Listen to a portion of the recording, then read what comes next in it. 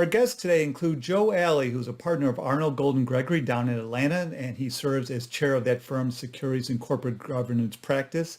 Jay Knight is a partner of Bass, Berry & Sims in Nashville, and he's head of that firm's capital markets subgroup. Jay and his family were filmed on an episode of Property Brothers recently, and Joe has won Jeopardy twice, the TV show Jeopardy twice. So these guys are TV stars in addition to being fine securities lawyers. I'm Brock Romanek, today on Zippy Point. All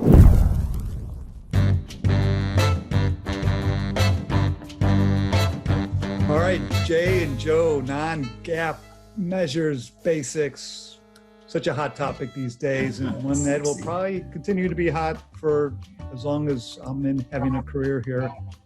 So we'll start, Jay, with just what is a non-GAAP measure, the ultimate in basics? Well, very simply, the non-GAAP measure definition is set forth in the rules, and it basically says that it's a numerical measure of historical or future future performance, financial position, or cash flows that either excludes amounts included in the most comparable GAAP measure or includes amounts that it's excluded from the most comparable GAAP measure.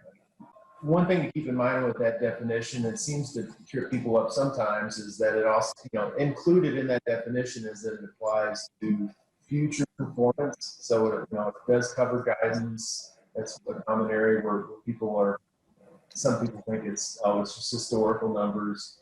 One thing to keep in mind also, it's almost just as important as identifying a non-GAAP measure is identifying what's not a non-GAAP measure in operating and statistical measures such as like same-store sales and dollar revenues per square foot. Those are not covered by the rules that govern non-GAAP financial measures.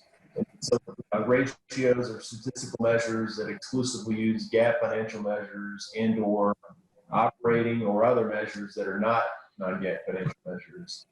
Additionally, if you're just giving qualitative discussion about something in the MD&A without a specific number or percentage, that would also not be a non-GAAP. So it is a very tricky issue sometimes just to spot a non-GAAP financial measure. And what kind of a rule of thumb that I've taken and what I encourage associates that I work with to take is, if it's a line item on the financial statement, then it's a GAAP. But if you're adjusting that number excluding or adjusting for something, then, your radar should start to ping because at that point you could be in the non-GAAP financial measure world. Yeah, if you're not an accountant, if you're not an auditor, you're probably not familiar with what GAAP is, and GAAP is sort of this amorphous, as a lawyer, to me, always is sort of this amorphous thing. It's not like there's a rule book you can pick up and say, this is GAAP. But that's a great recommendation, is to actually look at the financials for that company and see what's identified in the financials, and then presume that anything identified as a line item is something that's GAAP. Yeah, just kind of a shorthand. If it's a measure that you could actually use in place of something that's on your financial statements, then it's most likely a non-GAAP number. So, Jay, how important are non-GAAP measures to investors? Very important. I mean, I think that when companies are communicating to their investors in not more a compliance method, but really just trying to understand the business and how management views things, you'll typically see non-GAAP measures, and it depends on industry too. I mean, some industries really rely on non-GAAP measures like REITs and FFO. I mean, where GAAP is in some respects doesn't really show the underlying performance of the company. But analysts oftentimes will value the company based on a multiple of EBITDA or something else. So I mean, it is very important for the total package. Obviously, GAAP is GAAP, and it sets kind of a bar for everybody to show common financial statements, and that's like super important. But also just kind of from management's perspective, showing business and trends, and kind of excluding some of the noise from period to period, and just looking at performance. Non-GAAP measures are very important. And in certain industries, I imagine investors are really demanding to see certain specific non-GAAP measures. Right. And I think that, that's one of the reasons why, because there's a lot of discretion on what gets adjusted out. That's the reason why the staff and others are so focused on, are you presenting a measure, are you excluding things and adjusting stuff out that really is favorable to the company or to management, and kind of misleading the public on what, how the performance is, because there is a lot of discretion on what you can omit, and even within the rules about what you can adjust out, what you can exclude, what you can add back.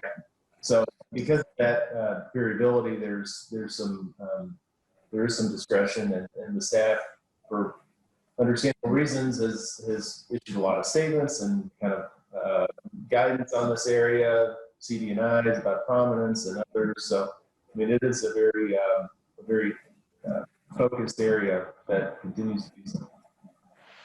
So where do you most often see companies releasing non-GAAP measures? What kind of documents? It's very common in the earnings package for companies. So like earnings releases, supplemental presentations, like kind of going back to what I just earlier said, whenever the company is presenting its results to investors and is wanting to tell the story of the company. So, if they're selling stock, they'll put it in, they could put non-GAAP measures in the financial performance section, the summary financial data section, because they're really just trying to tell a story, and really those numbers, just as much as income sometimes or other measures, really tell the story of how the company's done, the trajectory.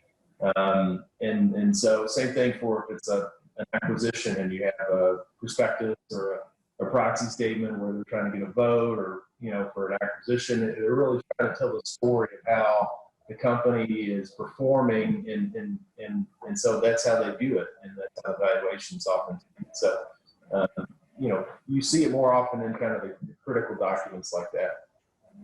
They're still in the 10Qs and 10Ks occasionally, and it's probably more so now than 10 years ago, just because of the staff's encouragement to, have the total disclosure package consistent. But it's still more prevalent in kind of earnings and offering documents and business combination transactions than it would be in just your standard Peer Act reports. And then, Joe, why does the SEC have two different set of rules that cover non-GAAP measures? That could be confusing to someone that's sure. Yeah, I think because they have to. The statutory authority for Reg G in Sarbanes-Oxley basically said that the SEC should promulgate a rule that prohibited misleading use of pro forma, they call them non-GAAP numbers, and it also had a reconciliation. So that's basically what Reg G does. But the SEC's been interested in non-GAAP numbers for a long time. The first enforcement action was under 10b-5 long before Sarbanes-Oxley. So they look to their power to address disclosure in documents that are filed, and they came up with item 10E, which goes way beyond just what's misleading and requiring a reconciliation. So the short answer is they really couldn't promulgate item 10E to apply to all public disclosures. Reg G applies to all public disclosures. Item 10E only applies to documents that are filed. So can you drill down a little bit more about Regulation G? How does that differ from the anti-fraud rule? So Regulation G has two components. It's got the anti-fraud component and it has a disclosure component. The disclosure piece basically says that if you trigger the rule, you have to disclose the most comparable GAAP number, and then you have to provide a reconciliation from the GAAP number to that number. So the anti-fraud piece really sort of mirrors Rule 10b-5. It's very similar, says that you can't make a material misstatement when you're disclosing a non-GAAP number, and you can't omit a material fact that's necessary to make what you're disclosing not misleading in that context. So there's a key difference, though, because with Reg G, to bring an enforcement action, the SEC does not have to show scienter. So it doesn't have to prove that the company knew that it was an intentional misstatement or whether that it was reckless. But it's important to note that the underlying disclosure, even if it, well, I should point out there's no private right of action under Reg G, so you can't get sued by your shareholders under Reg G. But even if the shareholders can't sue under Reg G, that disclosure could still violate Rule 10b-5. You know, the first enforcement action was Trump Hotels. That was under 10b-5. There's still potential liability under Reg G to your shareholders, even if they can't sue you under Reg G. And then how does Reg G get triggered? What are the thresholds for that? Well, so there are basically four things that need to happen for Reg G to be triggered. There has to be a public disclosure that's made by the registrant or someone acting on the registrant's behalf. It's got to contain material information, and it's got to contain a non-GAAP financial measure. And what would a public announcement, a public statement be? So, you know, there is no definition of what's public under Reg G. You would think that you might look at Reg FD, which talks a lot about what's public, but the adopting release for Reg G specifically says that that Reg FD is an apposite as a precedent. And I think, you know, that's primarily because Reg FD, the requirement is that you make a public disclosure, whereas with Reg G, it's triggered by a public disclosure. So they really wanted to cast a broader net. So what you're left with is, you know, it seems clear that most, if not all, disclosures under Reg FD will also be public disclosures under Reg G. But there may be disclosures that are public for Reg G purposes that are not public for Reg FD purposes. I think maybe a couple of examples might be a website disclosure that's not password protected, where the issuer's website is not a recognized channel of distribution under Reg FD. Or maybe an analyst conference where there are a lot of analysts present and there's no confidentiality agreement involved, or maybe where there is a confidentiality agreement involved and Reg FD isn't triggered, but it's still a very broad dissemination. Certainly something you'd want to look at.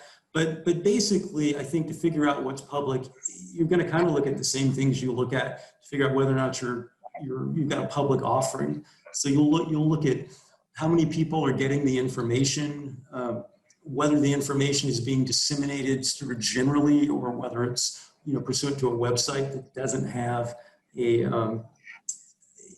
password protection on it. You're going to look at whether there's a confidentiality agreement involved, and sort of what the issuer's intent is. Generally, is it intending to to make some sort of broad dissemination? How about acting on behalf of a company? What does that mean? It's really similar situation. There's no definition in Reg G or in the interpretations as to when someone is acting on behalf of the issuer. You might again think that Reg FD would be a good place to look, but once again, the answer is no, it's not. The SEC is really trying to cast a broader net, and so it's really possible that somebody could be deemed to be acting on behalf of an issuer in many instances where they wouldn't be for Reg FD purposes. One helpful bit that's in the adopting release, though, is that if somebody violates a duty of trust or confidence to the issuer, then that person is not deemed to be acting on behalf of the issuer. So you're basically just left with the plain language, which is acting on behalf of. So clearly any sort of authorized agent will be. So that would include authorized officers, PR firms. It might also include investment bankers who are talking to investors. Maybe a journalist who does an interview with management and publishes an article. So I have many vid guides about Reg FD. So if you're interested in those, go to zippypoint.com or search YouTube with the hashtags, hashtag Reg FD, hashtag zippypoint. Jay, let's talk about this other rule that applies here. When does item 10E apply? 10E applies to documents that are filed with the SEC. So filed under, the 34 Act or the 33 Act. When 10E applies, basically the way you kind of think about it is Reg G is the most broad provision. It covers virtually any public statement that you've made in this outline.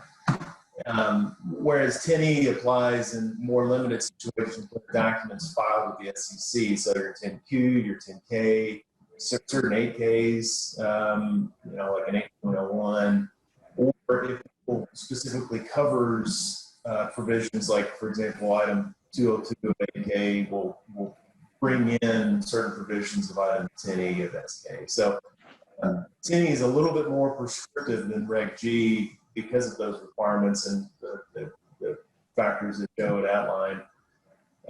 The requirements of 10E, in a sense, there's, you have equal or greater prominence, which is, if you present a non-GAAP measure, you have to present the GAAP measure with equal or greater prominence. And really, because of the SEC interpretations around this, equal or greater means greater. So you're going to have to put the GAAP first before the non-GAAP. You have to provide a reconciliation, you have to provide management's justification, and then any additional purposes used by management form, as well as some more prohibitive items. There's 5 negative requirements of item 10E.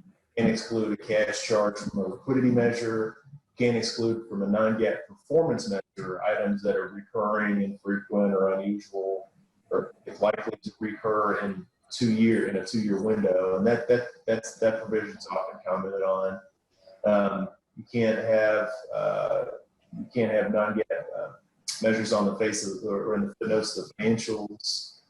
You can't have it in the pro formas for Article 11 purposes, and no titles that are the same or similar to GAAP measures. So there's a little bit more requirements in item 10E than in Reg G, and so that's basically when it's covered together. 10E is a little bit more prescriptive. And then when do you have convergence? We have to worry about Reg G and 10E at the same time.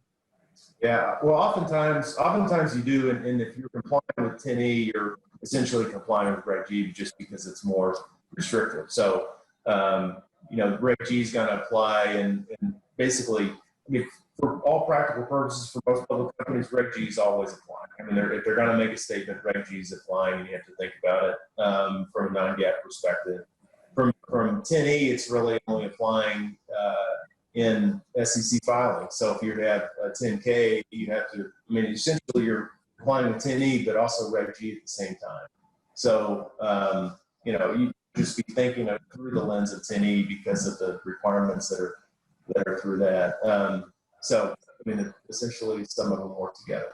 So since non-GAAP measures are such a big deal in earnings releases, and I have a separate vid guide about the Form 8Ks under item 2.02 that you have to file in order when you do have an earnings release.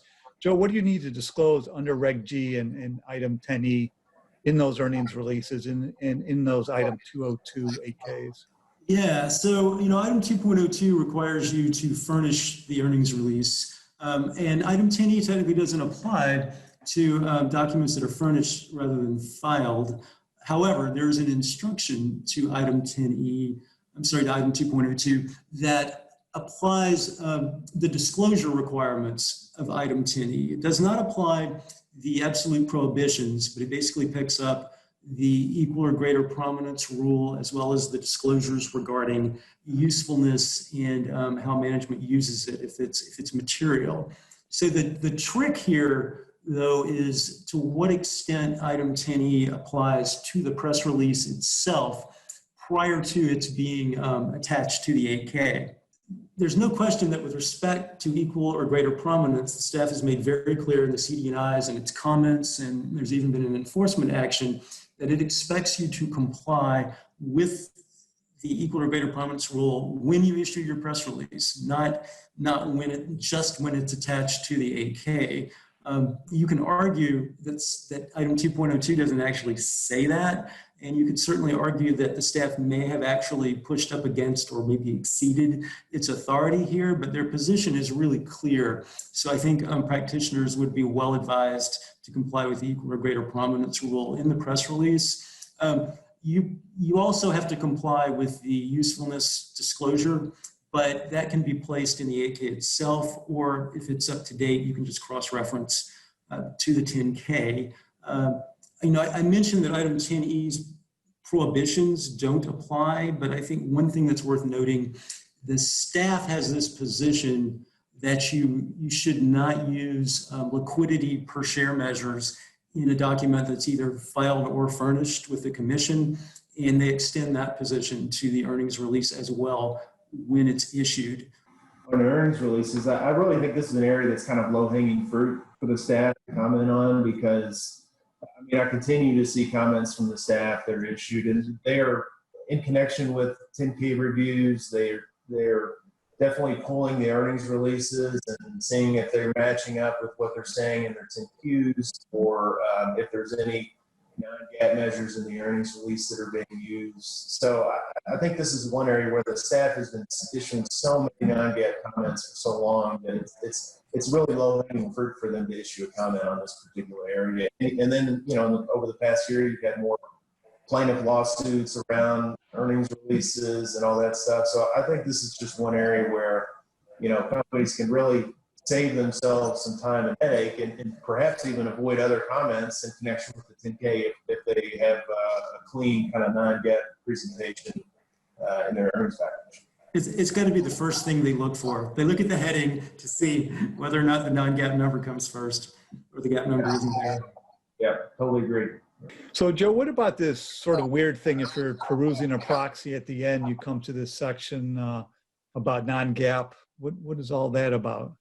Well, okay. So Regulation G and Item 10E do both apply to proxy statements. So you start off with the premise that issuers should be complying when you see non-GAAP numbers, but there are some exceptions. So there's an instruction to Item 402B that basically says if you disclose target levels in your CD&A that are non-GAAP numbers, then you don't have to comply with Reg G and Item 10E, but you do have to disclose how you calculate that measure, that target measure, from your GAAP financials. And that's expanded a little bit in a CD&I, where they say that that position will also apply when you disclose the actual target results as well, okay?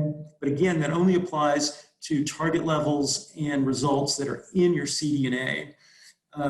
So what about other disclosures in the proxy? Well, there's another CDI that says that if you make a non-GAAP disclosure in your proxy in certain pay-related instances, and those aren't all set forth, but they probably include, or they certainly include, disclosures that are used to justify pay levels or to show the relationship between pay and performance. If you do that, then you can put all of your required disclosures in an annex, as long as you have a prominent cross-reference. That includes the GAAP number and the reconciliation. Or again, if it's in your 10K, you can just cross-reference to your 10K. Again, prominent cross-reference, but you have to reference the specific pages in the 10K. So a lot of companies, I think, disclose non-GAAP numbers in their proxies for other reasons. I frequently see summary financial information just to show how the company performed, and that will frequently include non-GAAP numbers. Those are subject to Reg G and Item 10E, and you've got to comply with those where they are. Those are not supposed to go in the annex. So Jay, we've already touched upon a little bit common areas of comment from the CorpFin staff on non-GAAP measures. What are common areas that you're seeing? What measures does CorpFin think are per se misleading?